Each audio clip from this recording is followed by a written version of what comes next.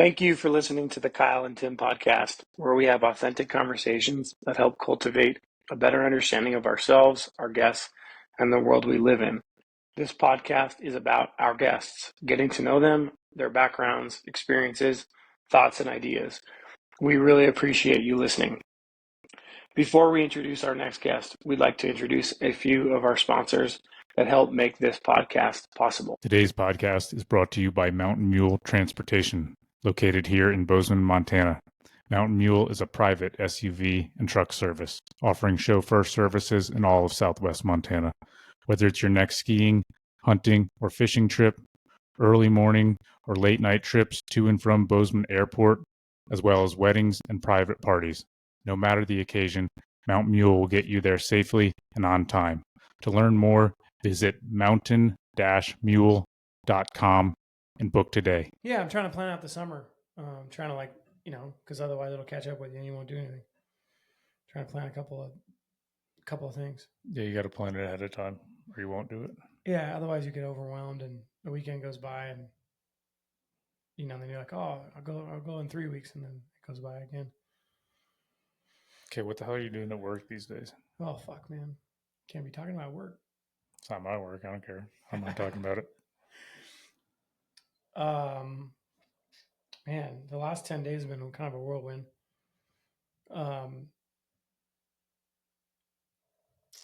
Got a letter of intent from a company to work with us to build a data center, and so since then it's been like we got that on the 4th. Since then it's been kind of balls to the walls a little bit about like figuring things out because it's now becoming real. So, yeah, trying to figure out how to build a data center. Are they building any now or no? Who? The guys you're working with? No. And so, yeah, we got a really short window of time here to kind of make this happen. Part of the reason is it's our understanding that like if we don't move fast, that the client's going to basically say we're not going to do it. And so they want us to move really, really fast. And so, yeah, it's kind of all hands on deck. I mean, I've been working early mornings, late nights for the last week. Worked yesterday, working today. Can't be working all weekend, man. It's like season, right? You got to sprint when you got to sprint. Yeah. I'm going to have to sprint for the next probably month, pretty hard. But yeah, I'll get it dialed. Got to get, just a lot of loose ends that I'm figuring out right now. Hiring a bunch of help. That's what I keep telling myself, that it's just the season and I got to make hay. Yeah. Because in 8 weeks, it's not going to be busy. Right. You just keep grinding. And then I'm going to be like, what do I do? You're gonna refine it. Yeah. In those times that there's a break, you're gonna refine it. Take a little tiny breaks here and there. It's good for you. And then just keep improving. Because what? 4 weeks after that, it's gonna be all out again. Yeah. You're gonna have like a 4-week window, right? That it's kind of slow, 4 or 5 weeks. Yeah. What are you gonna do with the? Well, we shouldn't talk about it. Sorry, I shouldn't ask you. Because we're not talking about the business. Yeah, but I was going to ask you questions that it's probably not appropriate to say. Yeah, fair. Let's get out of here and go have an off the air conversation. Yeah, we can do that too. Yeah. Anyway. I just was talking to a guy that I had lunch with last week, and he's working for a startup, and they're some sort of battery company. He was saying they do a lot with the military, but they're trying to get into data centers. Yeah. I was like, oh, you should. I was like, buddy of mine is working with people that are building them. Yeah, I'd love to chat with him. He should just come do the podcast. Yeah, let's get him. Because he was saying, what's his name? Spencer. He was saying that he's been trying to find more of a network of people here. So I told him to come to the investor club, and I just said, yeah, man, you should. Like, there's good networks of people here if you just look for them and go to them. Yeah. What do you got? I'm just getting hot. They're taking a piss. I already turned that thing off. I didn't realize I left it on. I just wear my jacket and coffee. So. We're 12 minutes in. Kyle's got to take a piss.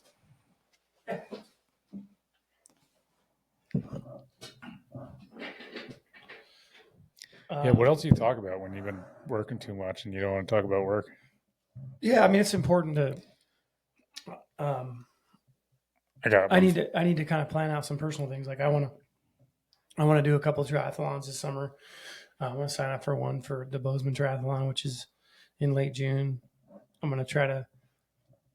I'll probably pick the long distance one just to fucking push myself. So yeah, I want to do that. I'll be 38 in 6 weeks, and you got to fucking get your shit together when you're 38. You know what I mean? Yeah, I feel like that's a never-ending theme, probably until you're dead. Yeah, probably. It was funny because I was just thinking when I did this, I'm like, would it feel more natural if we just did it without the headphones? I don't think so. Yeah, I don't know. Just like feel it, see what it feels like. Because I did that one with Bob without the headphones. Like I don't know if it feels more natural or if it feels more. I like it better with the headphones when they're on. Yeah. Well, we've done 50 something episodes with the headphones. But it's if we're going to be since we're the ones doing the production, we probably should have headphones on so we know that everything sounds right and everything's working. Because make sure we don't hear a buzzing noise. Yeah, I just mean if we don't, we're not going to know till after. And then that. Yeah, if we had somebody sitting here like a Jamie or something. Yeah, that's when we're in the big bucks. When somebody's sitting here. I would imagine you haven't paid attention to anything what's going on in the world. Me neither. I have no fucking idea. What do you mean? Well, just all the political stuff that's going on every day, every week, every month. And then, and there's a bunch of noise about the stock market that's past week or so. Yeah. I don't really know what's going on. I probably hear 1/1000th of. It was it was actually a fairly big topic at the last investor meeting because Ryan was asking, what do you do in these situations? Because he said he gets pretty emotional. And then he'll be like, fuck, do I sell everything? Do I buy everything? How do you approach if you're, whether you're investing a couple grand or tens of thousands of dollars, what do you do? And I mean, most people were saying, don't freak out. Don't do anything, don't make any rash decisions. Sell everything, buy everything. What do you do? What one of the guys was saying, one of the more elder members was saying that you could look at what Warren Buffett has done historically during different times. And around the 2008 time, he had a lot of cash. Yeah. And that means he's expecting a crash because he's going to buy a lot. Mm-hmm. And right now he has a lot of cash. Yeah. He's got $320 billion in cash or something. Yeah. They say he's got more cash now. Million. Sorry. I don't know. But another interesting thing he said, or somebody else said, was the bulk of like the real mega money that he's made has really only been in like the last 5 to 10 years. Yeah. So but that's like a law of compounding. Interest. But I mean, you can look at everything like that, because if you're trying to just look at the stocks for the next 6 months and you're trying to figure out how you're going to make your fortune, that's not like the consensus was think 40 years. And, you're not going to sell a bunch really quick and buy stuff, but like at certain times you'll be like, hey, I don't know if this is ever going to be worth any more than it is now. I didn't pay for it much. Maybe this is something I sell right now. I mean, if it depends on like what you're buying, right? If you're buying individual stocks, well, this is my uneducated opinion. I think if you're buying individual stocks, right, there's clearly more volatility, right? Because you're banking that particular chunk of money on that company, and so companies can do well, or they can go bankrupt, or somewhere in between, or they can just stay flatlined. If you're buying like an index, you're buying like a group of 50 stocks in a group. Yeah. If you just go back 5 years, you're like, fuck, I made a lot of money. Like you can look at all the indexes and you're like, damn, these things are making good money. You're like, I've like doubled or tripled or quadrupled, depending on what it is. I was looking at that literally yesterday and this morning of like, like there's all this noise about the stock market. And I look back 2 years and I'm like, okay, yeah. All right. Like this stuff was up. It's a little down, but it's still up. Right. And so like, even if it's dipped 30%, like, okay, wait 6 or 8 months. It's going to be back up, or wait 12 months. Like there's going to be no question that it's going to go back up. Somebody said that too. They said you could see if you just looked at it recently how much it's dropped, but if you look at it in the last 2 years, it's really not. Yeah, somebody was pulling it up, and if you look at it in the last year or two. Yeah, I mean, I'll just pull up the S&P right now. So over 5 years, look at the chart. Yeah. Right, and so like you look at the numbers, it was below 3,000. So that's 5 years. Look at a year. But that's crazy. Like that's fucking more than doubled, right? And what's a year? So 1 year, it's still gone up. So it's gone up. It went up to about 1,000. So it's up. That's like 25% up a year, and then it's back down. So, I mean, it's still up like 40%. Yeah, in a year. Yeah, it's dropped like in the last 3 months. It's really dropped, but in the last year, it's I don't know. Yeah, so it's like, so yeah, so in the last 6 months, yeah, it's really just dropped in the last February 17th is when it started to drop. I mean, it's a month. It's 4 weeks ago. Yeah. Right. So, anyway, one thing that I learned from somebody well, who used to invest in Wall Street, I think you probably know who it is. Okay, yeah. He was like, hey, there's you can track what these companies are trading at. So he's like, the S&P 500 is tracking 30% more than what they were producing. So let's just say you produce $1, but you're trading at $1.30. Okay. And he goes, that means it's 30% overvalued. Because if you're trading higher than what you're actually producing, that means you're too hot. And he's like, 10% over, it's okay. But he's like, anything higher than that, it's like, it's too hot. And so. And how do you track this? Let's just look at it. So I asked ChatGPT the other day.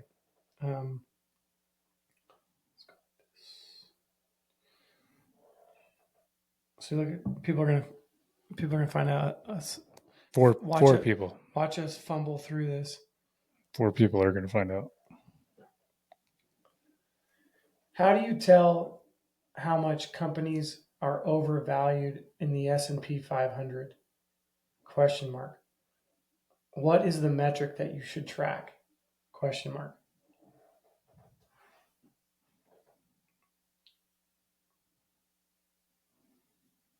Yeah, price to earnings. What's their price versus what's their earnings? Oh, interesting. Oh, okay. Yeah, that makes sense.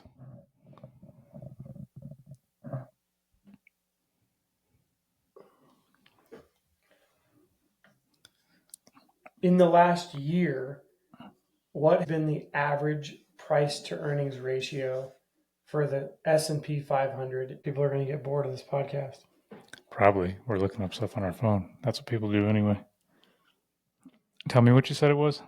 Price to earnings ratio. Price to earnings. I got a question I was going to ask you that'll get us totally off this track. Yeah. So a higher price to earnings ratio suggests that investors are willing to pay more for each dollar of earnings, which should indicate that the company is expected to grow its earnings rapidly in the future. So the price to earnings ratio over the last year across the entire S&P was basically 27% higher than their earnings. Oh, interesting. So almost 30. So what would that tell you? So it would tell you that like, hey, this company is really going to do really well, right? And so like, hey, you should buy the stock, right? Because it's going to do really well. But if if all of the companies in the S&P 500 are supposedly doing better than they should be, I think that's probably and not true. And so basically things were overpriced and they were going to crash. But if they're overpriced, that means they're estimating that they're going to do better. Yeah, well, it's a speculation, right? So it's like they're going to do better, or they're overpriced and they're not going to do better. So what does that information tell you? How do you use it? I think there would be people that use it that say, "Hey, everything's going to get better," and that's what they believe. Mhm. And here's the thing: people have been right for a long period of time. Like the price to earnings ratio has been kind of hot for like 18 months, and so people are like, "See, I'm right. I'm fucking right." Yeah, you are right, but as of this week, you're wrong. And so like people like Warren Buffett, this was the story over the last several months, was that Warren Buffett was just basically taking his money, selling off stocks and putting it into like an investment account that makes 5%, right? Because it's not like he had cash, right? It's like he's making 5% instead of 20% because he thinks that all this stuff's going to crash and then he's going to buy when it's low, right? So let it all come down 30%, right? Buy, and then watch it skyrocket. Now, whether that actually happens, I don't know, but that's what I've read several articles about it. And here's the thing. I've never seen, none of these articles have actually interviewed Warren Buffett. Yeah. So it's like, how do we know what's in the guy's head? I just feel like knowing that ratio, doesn't give you any more information. Well, I think you could go back and historically look at when the stock market has been overpriced. Uh-huh. And this is what Mr. Stark was saying. Yeah. Was that, if it's above 10 to 15% higher than their price to earnings ratio, it's super volatile and risky. Interesting. That's what he was telling me. It was like anything above more than 15% is like it's and you risky. said it was 27? Yeah. Interesting. So that's, yeah. Because that would be like, hey, mountain mules, like if you're only making X and, people are willing to pay 30% more, that doesn't really make any sense, right? Like, you know what? One of the guys said a quote. He said that they were talking about if you get investors, if you're going to go in on real estate or do it yourself. And he said, some people will say it's better to have a slice of a watermelon than a grape yourself. Mm-hmm. And I thinking of it like that makes a lot more sense. Mm-hmm. But yeah, I think there's. Yeah, I was talking to a plumber who he used to do all these like small jobs because he's like he had a small crew. Yeah. And he would do all these small jobs and make 10 grand, 5 grand, 20 grand, right? And he's like, dude, then I did one big job. And he goes, like, I made 1%, whatever. I made like 5% on $50 million instead of I made 20% on 20 grand. And he's like, I made more money on one big job than I made all year. Yeah. Because it was so big. And he's like, well, and I made a small percentage. I had to take, and so he's like, he had to get over the fact of like, he was going to take a smaller chunk, but of a way bigger pie. Yeah, yeah. Then you just got to make sure you have your stuff dialed because you fuck one of those up. Yeah. Like you're betting a lot. Yep. All your eggs are in one basket. Mm-hmm. Okay, what I was going to ask you is, how long ago did this job start? Mine? Yeah. Anyone? 6 weeks ago. Oh, really? 7 weeks. Seemed like it was longer ago. Longer than that. 7 weeks ago. How's your psychology been? What's been going on in your head? Pretty good. Yeah, I mean, I like it. It's fun. I'm learning a lot. I'm around good people, smart people, nice people. They seem like they have their shit together with their family and themselves. Yeah, it's been good. What's kind of your general operating psychology for life? It's a broad question, but you know what I mean?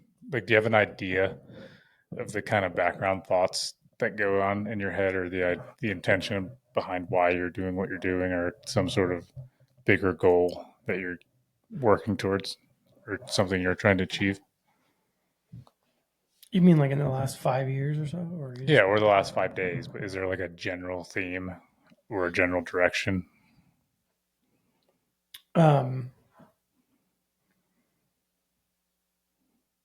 Yeah, I mean, I would say in the last several months, my focus has been like push my limits, and all of them. Like there's been like, I would say I'm more focused than ever on like my emotional limits, because I think in the past those are the ones that have stopped me or slowed me down or distracted me. And so something will come up and like it bothers me and I'm pissed or I'm sad or scared. And then I go, okay, like just push through it. Like work through it. It's not that like I've kind of had these conversations in my head about like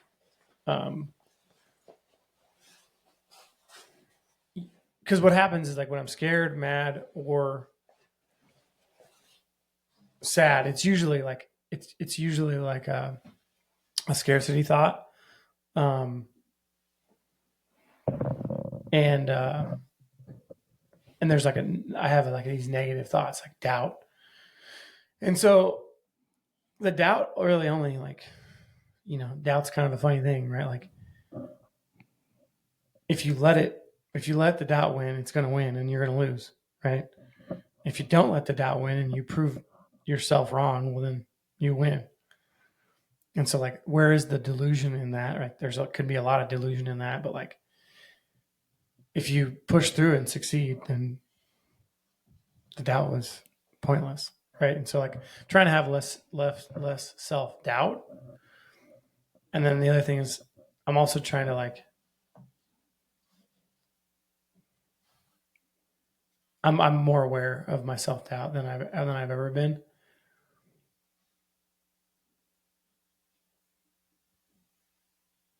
And sometimes I would a lot of times actually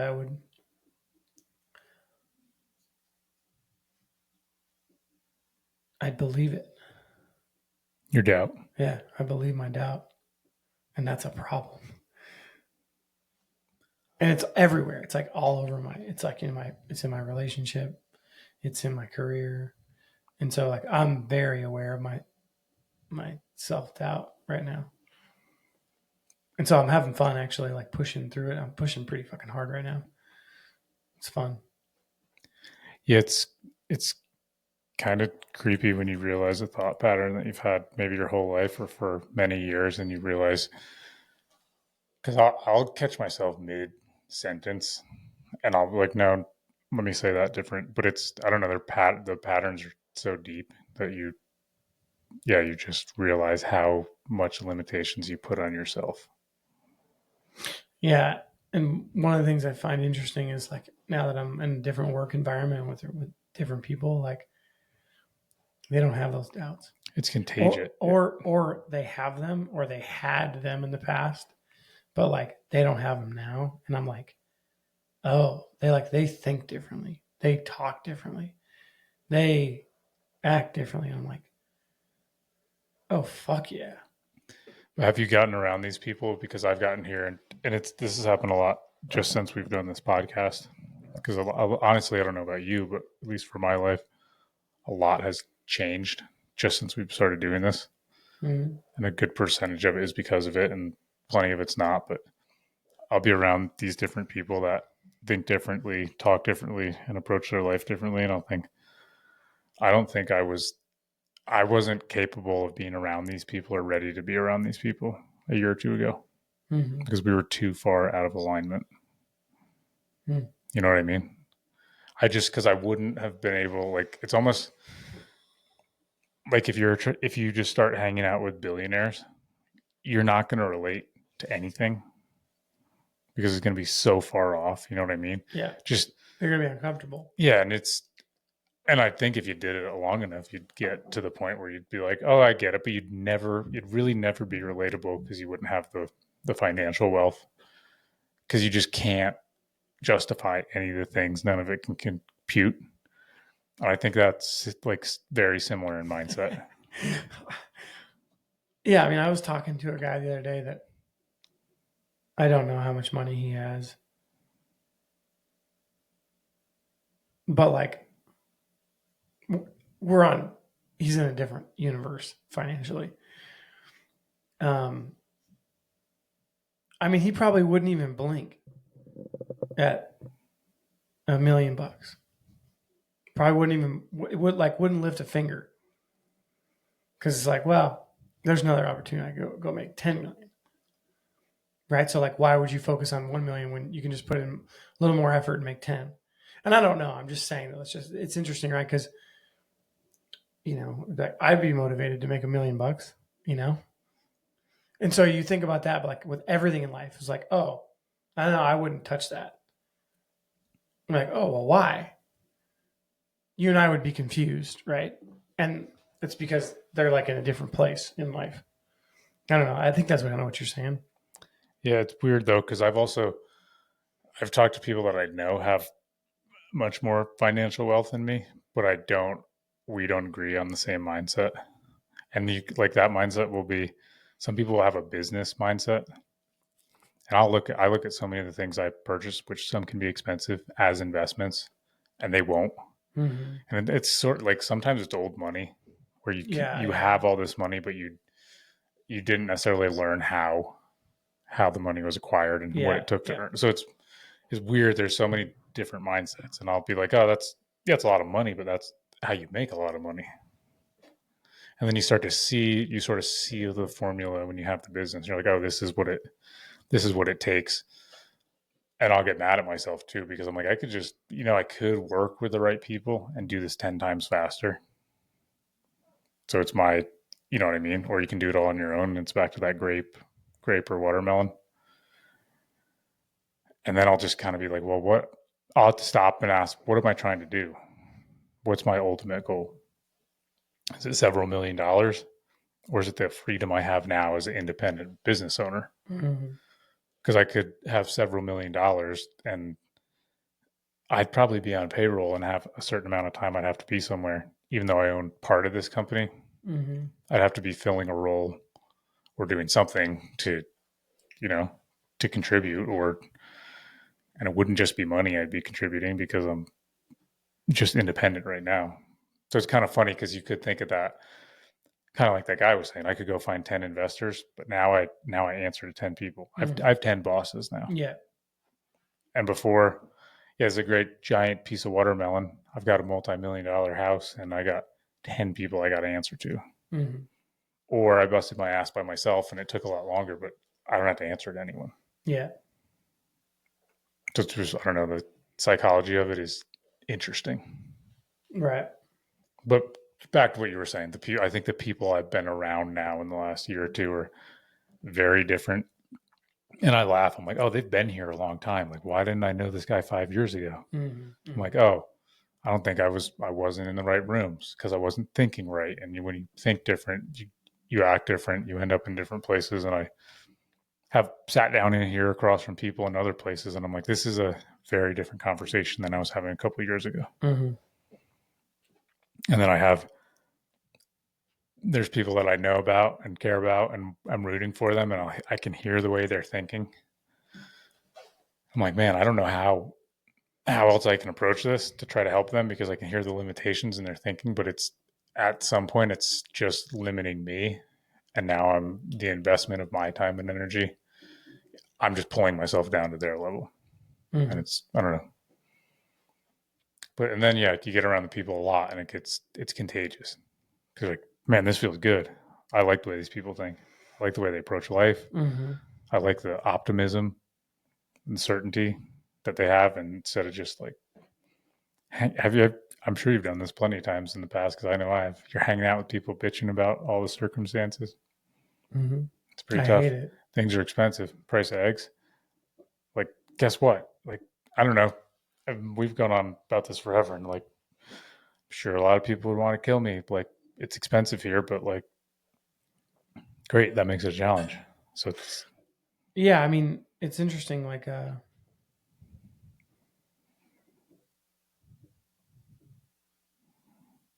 yeah, anything really but And a can-do attitude is basically a shitty attitude.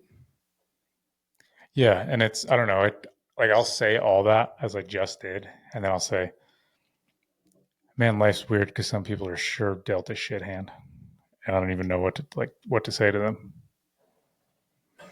Yeah, because I've literally been listening to it nonstop for a month is Jim Rohn. Rohn, and he talks about like the people who catch a bad break.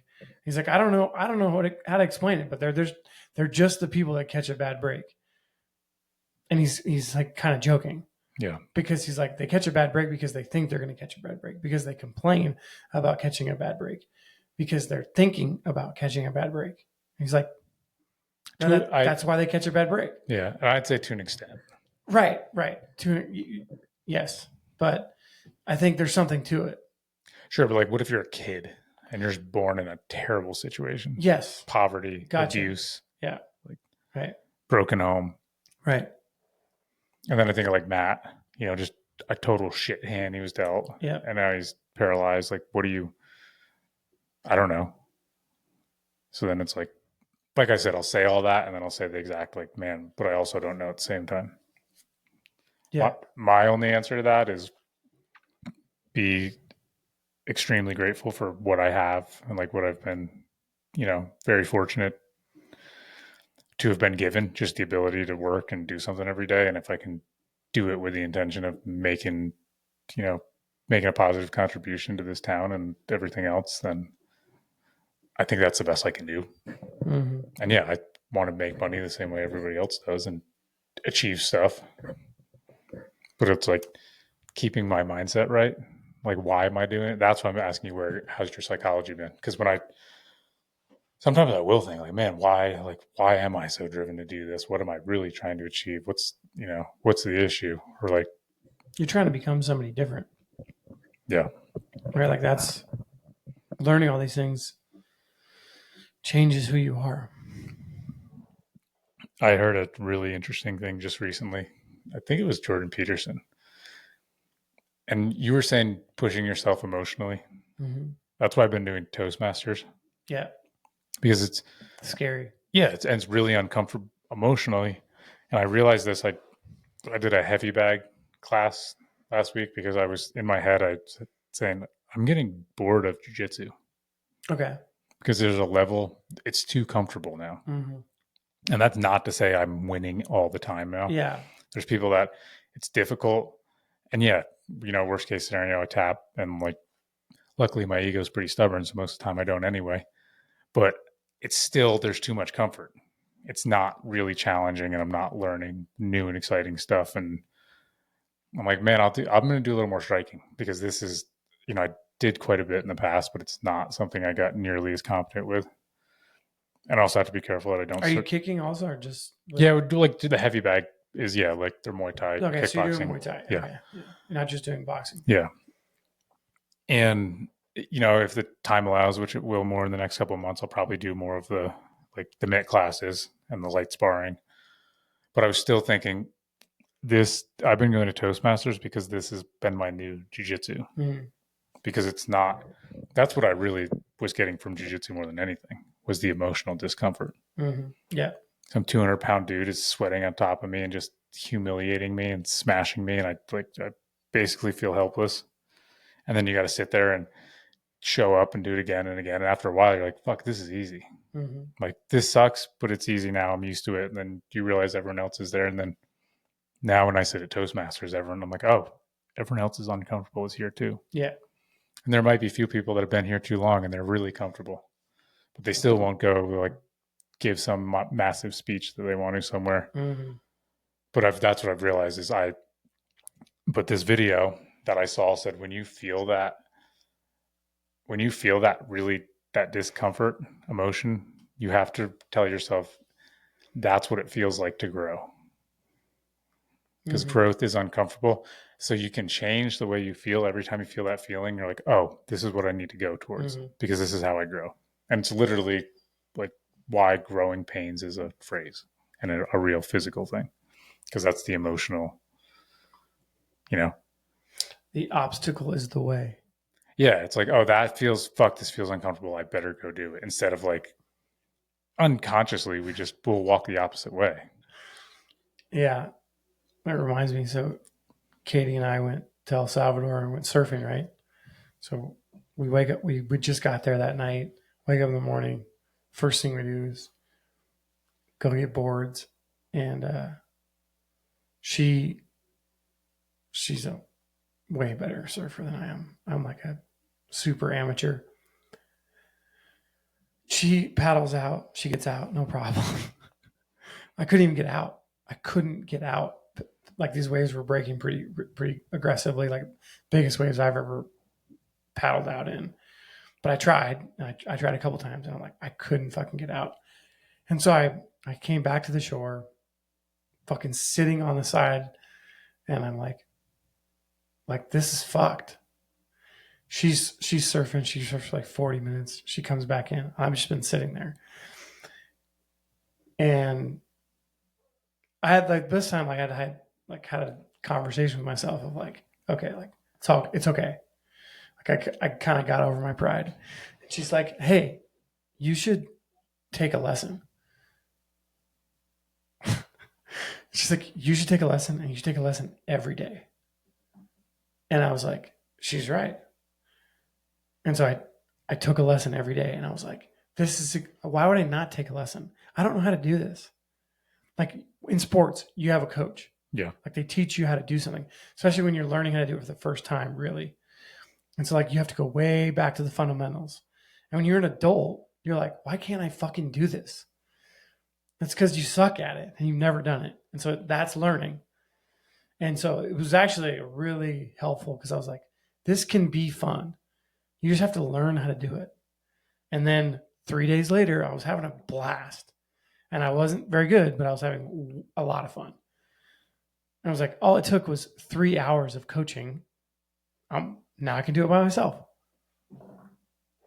You know, it's the other thing that's kind of, I don't know where this goes or where this ever ends, but do you remember like, I don't know, it was like 3 or 4 years ago and I would go out dancing all the time. Yeah. And it was so much fun. Yeah. Mostly now it's pretty boring for me. And I've almost little to no desire. I like going with my girlfriend because she really likes it and it's fun with her because we have a great chemistry, but it's also like man, I'm supposed to wait till 9:30 at night till this band comes on to dance. I'm gonna fucking be in bed. I got shit to do. Back in the day, you were loving it. Yeah, but it's so funny that the way it but like the surfing, you'd hit, I don't know, and then I don't even know what the answer is there. Do you just pursue it for the rest of your life?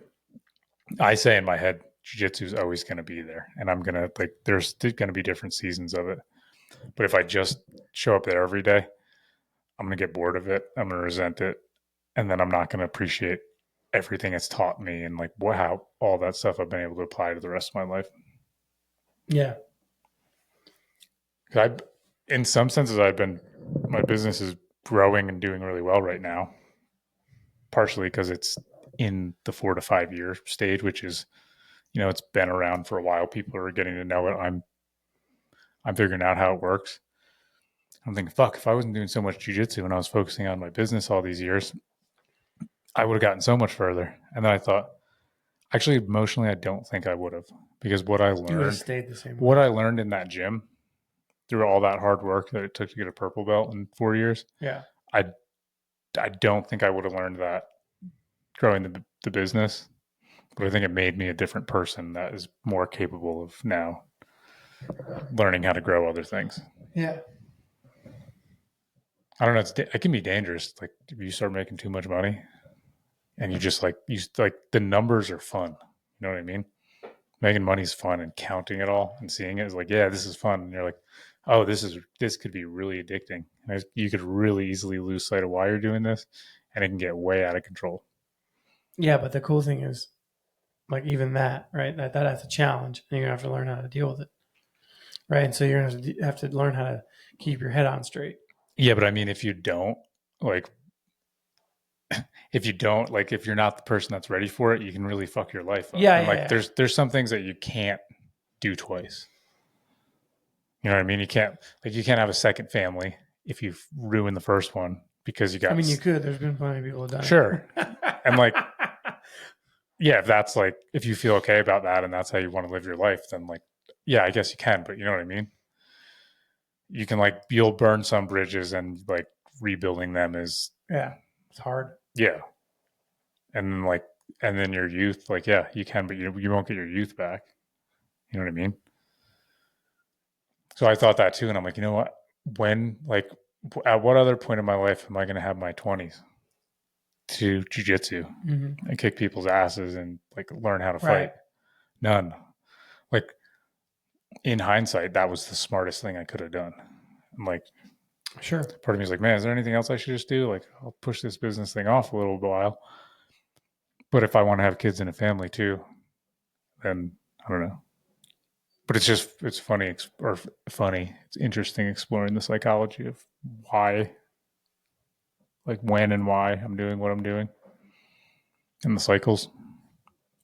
I just talked with someone really interesting just recently, and her and her husband were very, they're both very minds made up that they don't ever want to have kids. And it just made me think. Like, it made me think about it more than I have because I've always said I want kids. And I'm like, man, how much of that is just conditioning because your parents have kids and society, pretty broadly says get married and have kids. And I have a level of respect for them, A, for knowing what they want, and B, if you don't want kids and you're just having kids because that's what you think you're supposed to do, that's a shitty move for you and the kids. Oh, yeah. But it like made me think more, man, is that something I really want, or is that something that I have been conditioned to want? Right. Or it's a societal expectation that's been put on me because that's what you're supposed to do. Yeah. So it made me think about it a lot more and then I was like, yeah, I still want kids. But anyway, maybe stop and think for a minute. Yeah, I don't know. I mean, I think there's all kinds of arguments for both sides. God damn it. There's arguments for both sides. Yeah.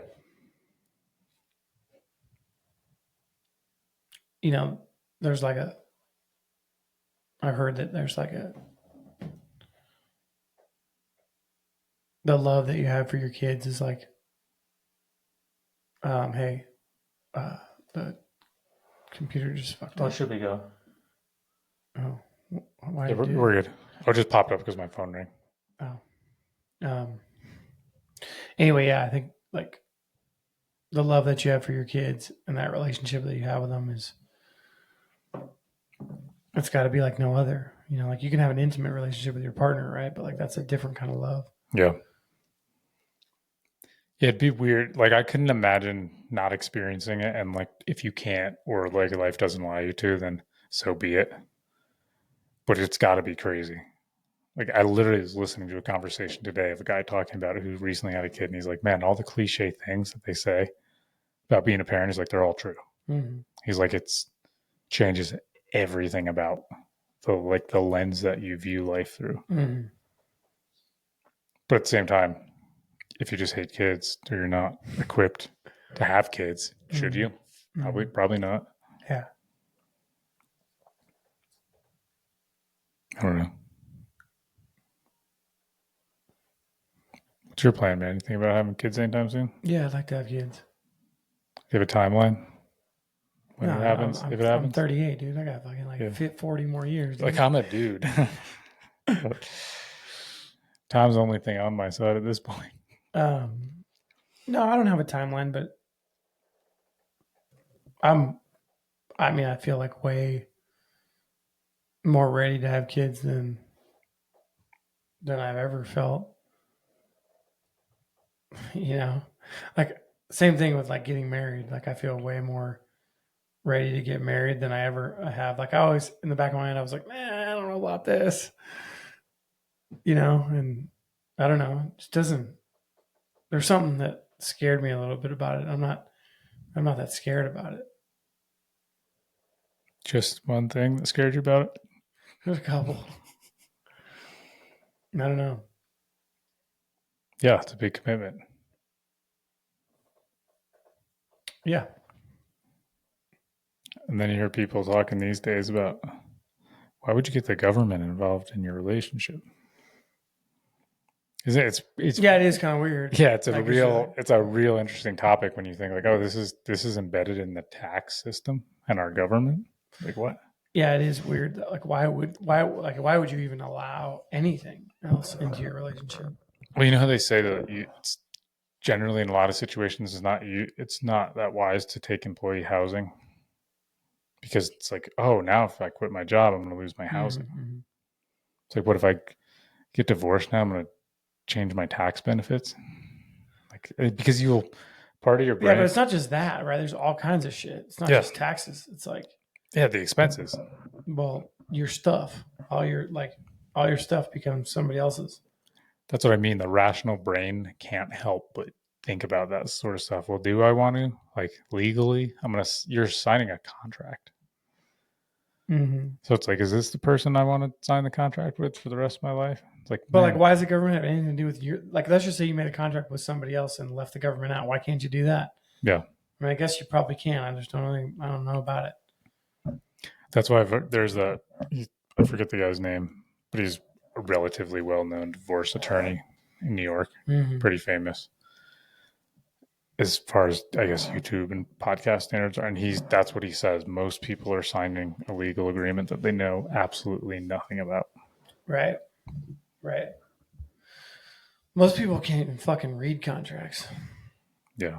And they don't read them. They just hit agree, scroll to the bottom and check the box. Hit okay. That's one I'm going to read word for word a couple of times. I mean, the idea, also, like, I like both sides of it. Like, there's arguments for prenups, there's arguments against prenups.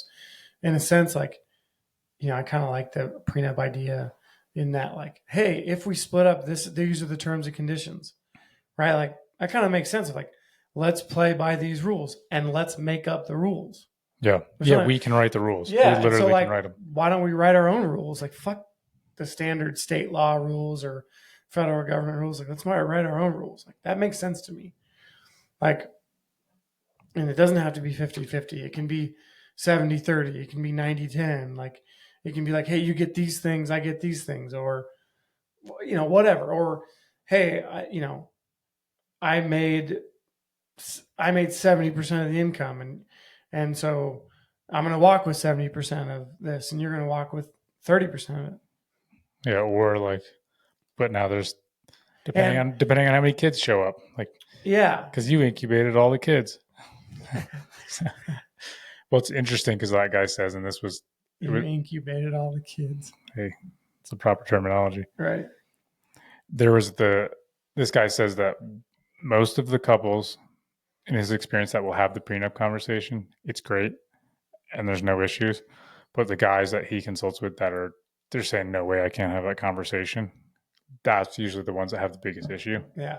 And what he says is, if you can't talk about it, if you can't talk about this conversation with somebody you allegedly love when things are good between you, how do you think it's going to go when they're bad? Mm-hmm. And it's I don't know, it's all very logical, but I see both sides of it. But you remember in a past life when I was dating a very Catholic girl, we would have like serious conversations about this, and we weren't dating that long, but she's Catholic, so she wants to get married right away. And I just obviously the relationship died on that hill, like that hill and some other hills. But I was like, no, I'm like, you wouldn't even have this. And like, it was there's so much religious association with the marriage. Yeah. This was the mortal sin if you were to have a prenup or whatever. Anyway.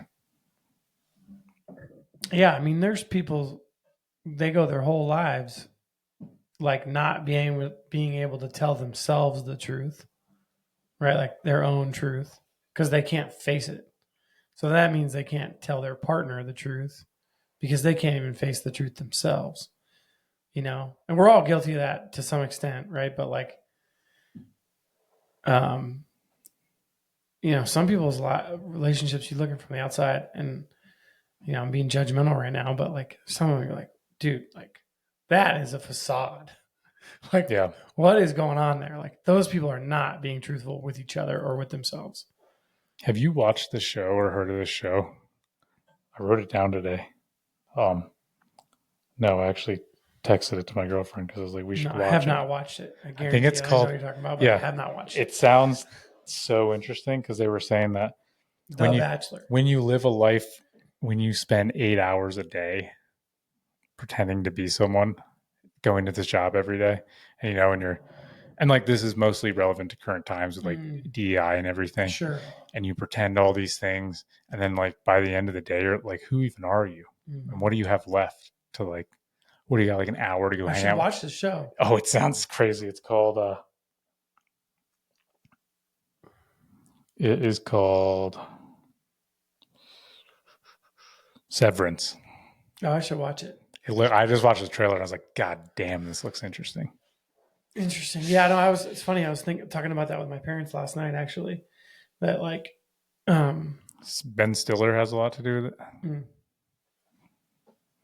I was talking about last night with my parents, related, but like different a little bit, but like just how much society, the way people think, it feels like it's changed a lot in the last 20, 30 years.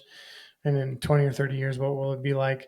Think about how risk averse we are versus 20, 30 years ago. And some of that stuff's good, but some of it's, some of it's kind of protected us and kind of kept us in like this like bubble, and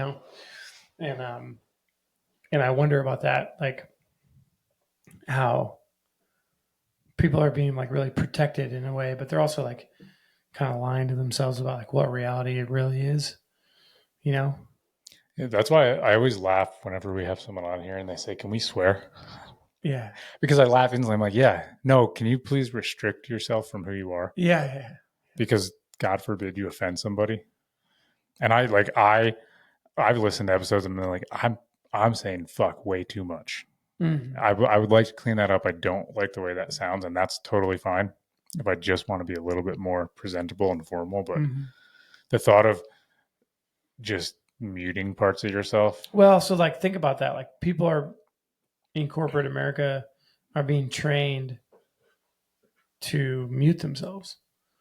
And so like after years and years and years of that, like, yeah, that's what I mean. Like you don't become like, a different fucking person. Yeah, you're not even who the fuck you are. Like Jordan Peterson talks about, like, oh, you think that like, when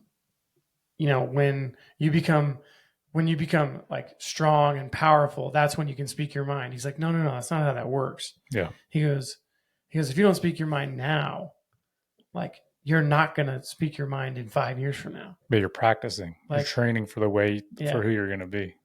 Yeah. And he's like, you're never going to get strong and powerful not speaking your mind and not doing what you want to do. Like you'll never get the way you want to be because you're not doing it. Well, that's why I think he was the one I was listening to. I'll find the video and send it to you because it's only 5 minutes. But he was saying that uncomfortable feeling. And he's saying when you can be courageous enough to follow that feeling and just do whatever you want to do, this uncomfortable thing is, this fear, be it public speaking, tough conversations. So emotional. He says, then when you're sitting there and you're like trying to grapple with the fact that we're all going to die someday and we have no idea what's going on, you might feel a little bit better about it. Like, well, you know what? At least I like got up and did what I wanted to do while I was here and stood up for myself. And like, I didn't think about it like that. I'm like, oh yeah, you're kind of, if you just try to safely get by and not speak up and not do things that are uncomfortable. And like, what are you going to do? Look back and be like, my God, I got here safely. Like, to where? Mm-hmm. Death. So I don't know. It's a weird part of us as a human that we want to challenge, face that challenge.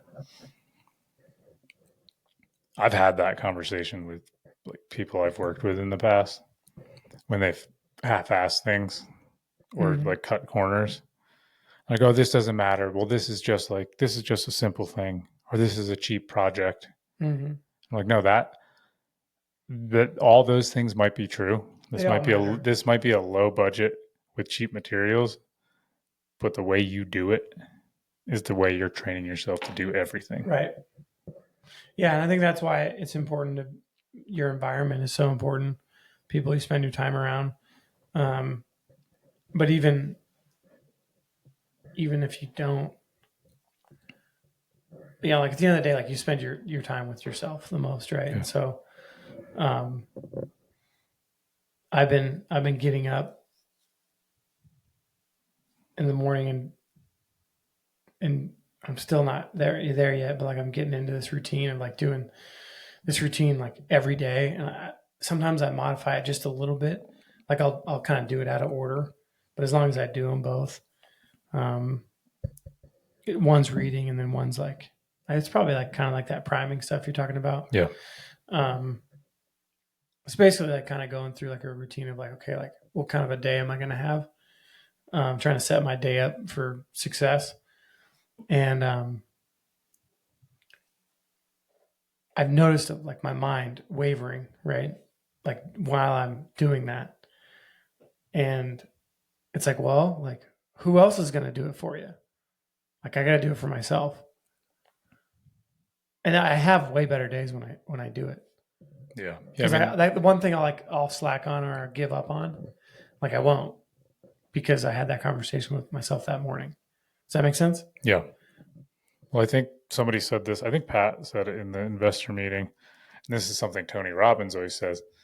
The two things in life that ruin business and relationships is fear. I think he said, yeah, so it's fear and anger. I think Pat might have said fear and greed. But either way, I remember this was like a week or two ago. Fear and anger are like the same thing. Yeah, no, I'd think about it. Where does fear come? Where does anger come from? Yeah, it can come from. Yeah, I guess it can come from fear. So, like, well, it can't. But I would say, always the same thing. But sometimes you get angry, and it's actually because you're scared. Yeah, and you could argue that greed comes from fear too, because you're like, I want more because I'm afraid I won't have enough. Then I'm gonna have less. Yeah. But like within the last couple of weeks, I'm laying in bed with my girlfriend, and we're just like, we're going to sleep. And I'm like, oh, are you still awake? What do you? Let's go. Like this is it's a sitcom, and I'm like, oh, do you want to how's your day been? Anything you want to talk about, or how's your week? And I think I said to her, like, what's been going on in your head? Like, kind of what I just asked you. That's a good question. But then I said to her, you know what's been going on in my head that's been blowing my mind hole wide open is fear. How crazy fear is. Like the things that we will do because of fear blow my mind. And I was talking particularly about a buddy of mine who I'm not going to mention his name, but he's like doing like pretty small, insignificant stuff with his taxes, but stupid that he shouldn't be doing. Like, and he's like, oh, it doesn't matter. Like, it's a small amount. Like, the IRS doesn't track it. It doesn't matter. And I'm like, yeah, we do. Like, people do that on massive scales and small scales. And the reason they do it because they're like, oh my God, if I have to spend all that money, like I could run out, or like I'm not going to have enough. And they're like, so I'll just do this one thing. Like it's small. It's not a big deal. No, but you think of like how irrational is that? Like just like pay the money because the taxes are for, the infrastructure that we have. We've all made this agreement as a society, we're going to pave roads. We're going to have public schools. We're all going to contribute, and it's going to be, in relation to how much money we make. So it's fair because some of us are making a lot, but if we're spending a lot of that money, we'll get tax breaks. Great. Relatively good system with good intentions. And I've done shit like this before. We all have. We're like, oh, but like, I won't claim this. It doesn't matter. It's a little bit. It's like, but think about it logically. Like, dude, just claim it and pay the fucking taxes. And like, if you're not making enough money, get a better job. Yeah. And like, but that will snowball into so many bigger things. And then you're afraid to ask somebody a question. You're afraid to talk to your boss or your employee. And like, you think about it, man, because I've done it to myself. Like, I won't want to say no to somebody for a trip. I'm fully booked out. Great. Every vehicle's on the road. I'm like, yeah, we can do it. And then I'm like, well, could I get one more vehicle? And then I'm like, if I get a rental vehicle and it doesn't have the right insurance, like I'm taking on a risk, millions of dollars, and because I'm afraid of saying no. And I'm like, oh, well, if I'm not, like, that's more money. Do I want to turn that down? And like that's greed and that's fear. And I'm like, man, fear is just like, it's creepy because you barely notice it. But if you can deconstruct it, which is hard to do when you have the emotion, it's like, man, this is pretty dumb. Mm-hmm. So just, anyway, I like the thing. And that's why I'm trying my best to not judge that friend because I know I'm just as guilty. Yeah. But the shit we'll do just because we're afraid of, I don't even know what, ultimately afraid of dying because that's scary. And, all our friends and family are going to die.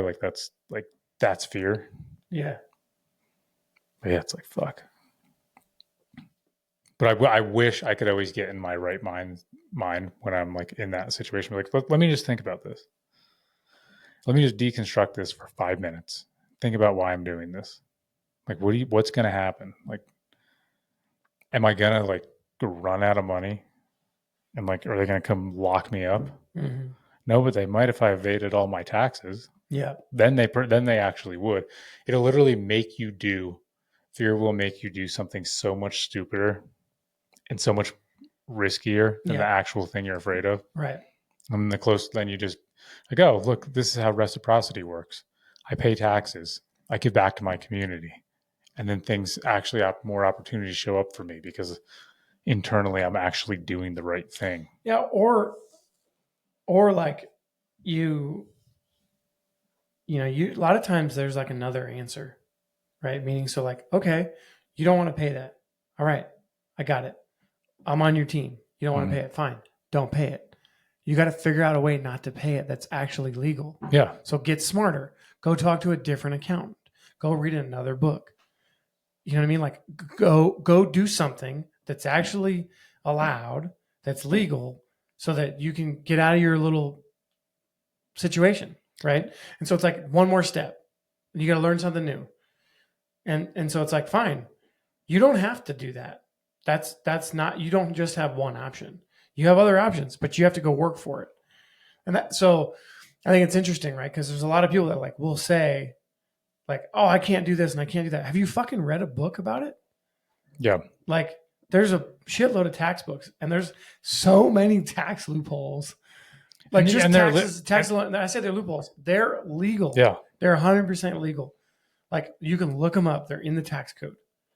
And so, anyway, that's just an example. And it could be anything, right? It's like, I can't do this thing.